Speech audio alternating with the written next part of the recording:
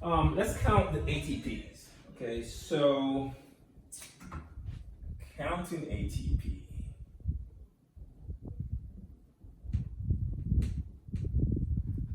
So first, let's look at the FADH. FADH2 donates its electrons to complex 2 of the electron transport chain. And so since so each FADH2 that comes into the chain accounts for 2 ATP molecules. And NADH plus H plus, which comes in earlier at complex 1, will account for 3 ATP molecules, all right?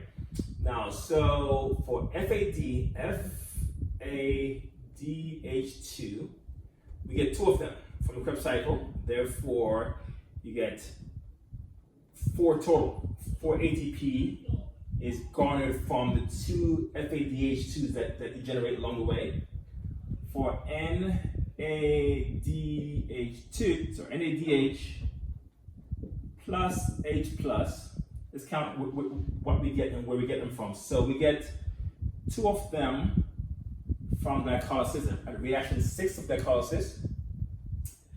We get 6 from Krebs cycle. Remember reactions reactions 3, 4, and 8. And we also get 2 of them from the prep step.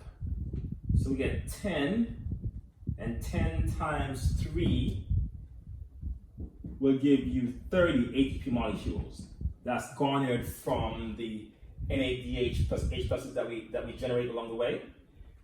And then for direct ATP synthesis, meaning it's made directly without going through the ETC, we get 2 of them from glycolysis. Remember reaction 7 and 10 of glycolysis happen twice, so you make 4 of them, but because you consume 2 from reactions 1 and 3, you net 2 ATP molecules from glycolysis. And we also make two of them from Krebs cycle. So you get 4 there. All right, so if you add them all up, you're gonna add up 4 plus 4 plus 30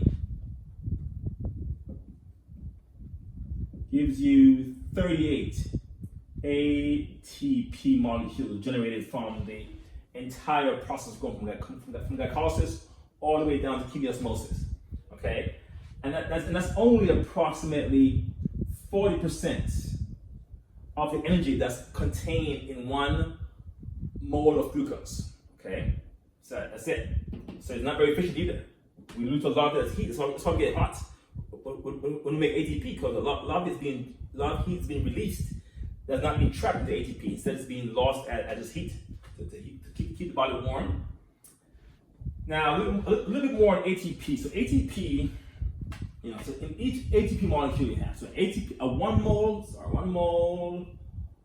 of ATP will give you about 7 kilocalories of energy. Kcal is the same as calories that you burn. Lower C is the same as a kcal. And at rest,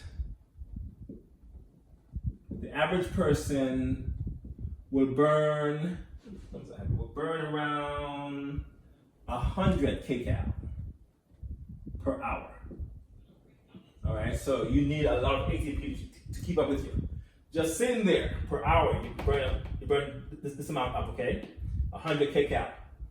And this is a mole. This is not 1 ATP molecule, it's 1 ATP, 1 mole, which means 6.02 times 10 to the 23rd molecules of ATP give you just 7 kcal. So you have to constantly make it.